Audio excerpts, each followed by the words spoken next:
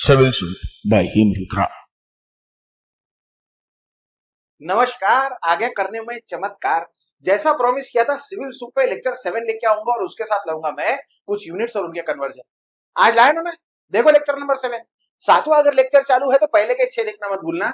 Series में देखते हुए आना तो तुम्हारे को लिंक लगी हुई रहेंगी और कंसेप्ट डाइजेस्ट करने के लिए आसान जाएगा जैसा सूट।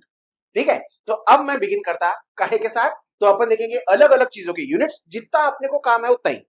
ठीक है, मैं फिलहाल बढ़ रहा कौन सी टॉपिक की तरफ, सिंपल स्ट्रेसेस एंड स्ट्रेन। तो सिंपल स्ट्रेस एंड स्ट्रेन के लिए जितने अपने को यूनिट लगते वही यूनिट देखेंगे, उन्हीं के कन्वर्जन सीखेंगे।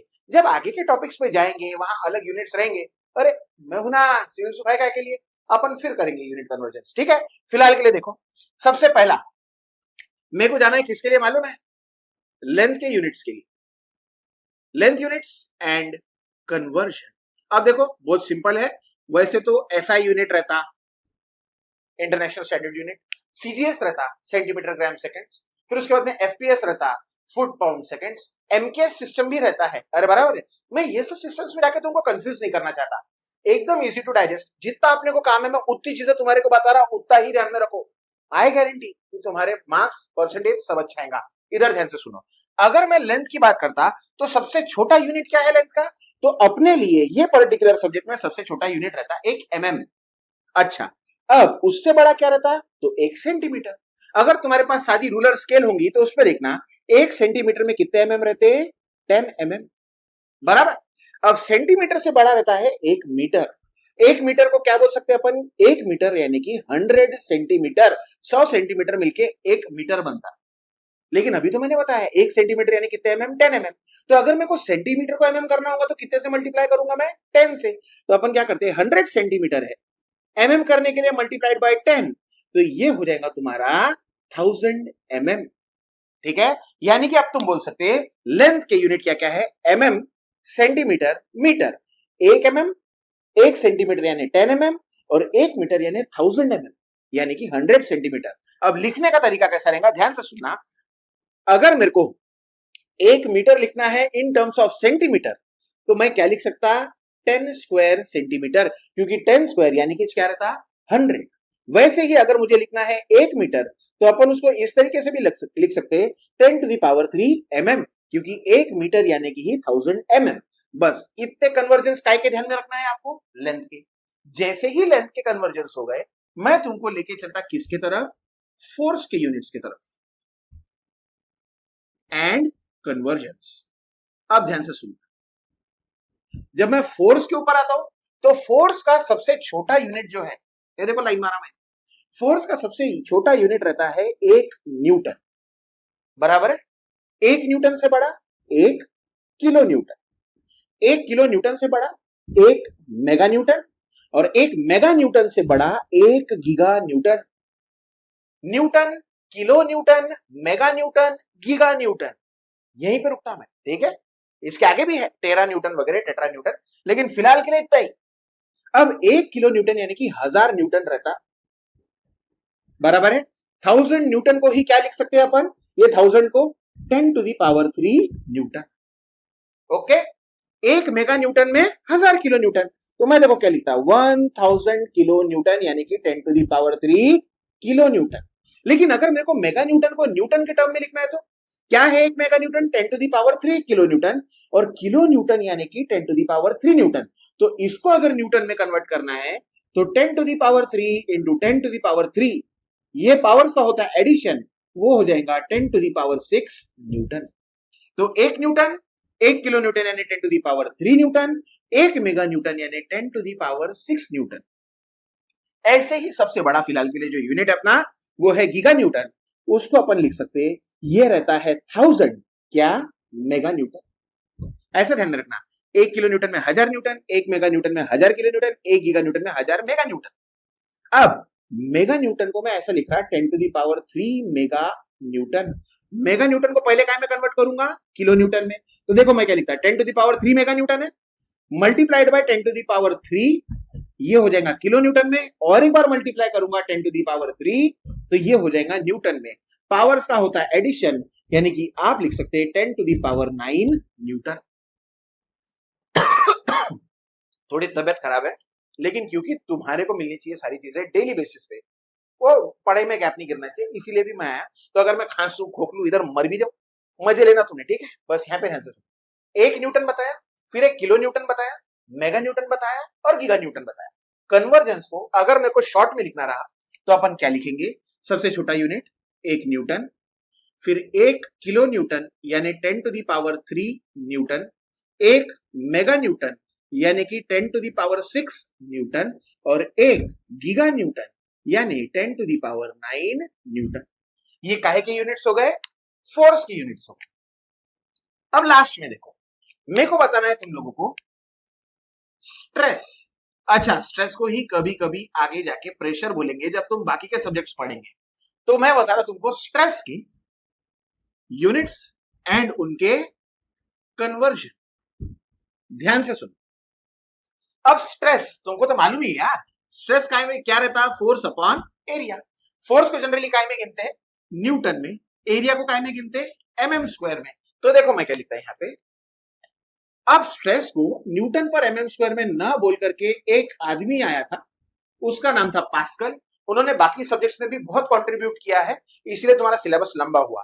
पास्कल ने बोला कि अगर 1 मीटर बाय 1 मीटर का कोई डब्बा है, या तो एरिया है या तो टाइल है, कितने मीटर बाय कितने मीटर? 1 मीटर बाय 1 मीटर, और अगर उसके ऊपर मैंने लगाया हुआ है 1 न्यूटन का फोर्स। कितने का फोर्स? 1 न्यूटन का। तो 1 मीटर बाय 1 मीटर के टाइल पे अगर मैं 1 न्यूटन के फोर्स के साथ खड़ा हूं तो उसका मतलब 1 पास्कल रहता। यानी कि अगर स्ट्रेस के यूनिट लिखना है तो मैं लिख सकता एक यूनिट है जिसको बोलेंगे अपन पास्कल, और इंडिकेट कैसे करेंगे? पीए। इसका मतलब क्या है? 1 न्यूटन पर metre square. 1 metre into metre, force upon area, 1 pascal यानी कि 1 न्यूटन पर मीटर स्क्वायर। इससे बड़ा क्या रहता? तो इससे बड़ा रहता 1 किलो पास्कल।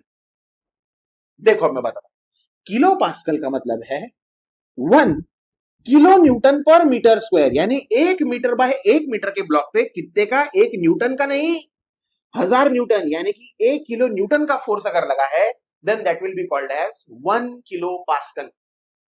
किलो पास्कल से बड़ा रहता 1 मेगा पास्कल। अब इसका मतलब क्या है? 1 न्यूटन पर एमएम स्क्वायर। अरे जो अपन अभी तक के लिख रहे थे, फोर्स अपॉन एरिया, फोर्स रहता है न्यूटन में, एरिया लेंगे एमएम स्क्वायर में। अबे ये मीटर है, अगर स्केल के हिसाब से मैं बनाऊं तो 1 mm बाय 1 mm इतना ही आएगा मीटर के सामने, इससे भी छोटा। इमेजिन कर पा रहे? और उतने छोटे से एरिया पे 1 न्यूटन का फोर्स लगना, यानी कि 1 मेगा पास्कल लगना। 1 मेगा पास्कल से बड़ा रहता है 1 गीगा पास्कल, यानी कि यही 1 mm स्क्वायर के ऊपर कितने का फोर्स लगा हुआ है? 1 न्यूटन का नहीं, 1 किलो न्यूटन का, इतने से ब्लॉक के ऊपर, यानी कि 1 kilo newton per MM square. ये काहे के यूनिट्स है? ये सारे स्ट्रेस यानी कि प्रेशर के यूनिट्स। कन्वर्जन बताऊं? 2 मिनट के लिए ध्यान से सुनना, मुझे नीचे की जगह खाली छोड़ना इसलिए था क्योंकि मैं कन्वर्जन बता सकूं। चलो, 1 पास्कल न्यूटन पर मीटर स्क्वायर है, ठीक है, लेकिन अगर 1 किलो पास्कल को मेरे को न्यूटन पर एमएम स्क्वायर में लगाना, कैसे लाएंगे? तो यहां पे ध्यान से सुनना। क्या है 1 किलो पास्कल? ये लिखता है यहां 1 kilo pascal is equal to 1 kilo newton पर मीटर स्क्वायर। काहे में कन्वर्ट करना है मुझे? Newton per MM square. अब 2 मिनट ध्यान से सुनना। किलो न्यूटन को अगर न्यूटन में लिखना है, किलो न्यूटन को अगर न्यूटन में लिखना है तो कितना है? 10 to the power 3 divided by, metre को एमएम में लिखना है तो अगर मैं मीटर को एमएम में लिख रहा तो कितना लेना पड़ेगा? 10 टू दी पावर 3। लेकिन यहां सिर्फ मीटर से एमएम हो रहा क्या? नहीं, मीटर स्क्वायर से एमएम स्क्वायर हो रहा, यानी मुझे इसका भी क्या लेना पड़ेगा? स्क्वायर। इसको आगे सॉल्व करेंगे अगर तो क्या मिलता? ऊपर है तुम्हारा 10 टू दी पावर 3 और डिवाइड में ये दोनों पावर हो जाएंगे मल्टीप्लाई, 3 टू जा 6, यानी 10 टू दी पावर 6। ठीक है, इंडाइसिस। अब अगर मैं ये 10 टू दी पावर 6 को ऊपर ले लूं तो वो हो जाएगा 10 to the power 3 multiplied by 10 to the power -6। Denominator से न्यूमरेटर में जाते टाइम साइन चेंज होता है। अब 3 में से अगर 6 गए तो क्या बचा? 10 टू दी पावर -3। और काय में मिल गया मुझे ये आंसर? ये मुझे मिला न्यूटन पर एमएम स्क्वायर में। अब ये लाइन को देखो जरा, साथ ही साथ लिख के भी देख लेना, पॉज करना लेक्चर, लिख लेना। 1 किलो पास्कल यानी कि 10 to the power -3 newton per MM square. तो मैं यहां लिखता 10 to the power -3 newton per MM square. 1 mega pascal यानी कि न्यूटन पर एमएम स्क्वायर है, कन्वर्ट करने की कोई जरूरत नहीं है। अच्छा, रही बात गीगा पास्कल की, तो मैं 1 किलो पास्कल को करता हूं रब।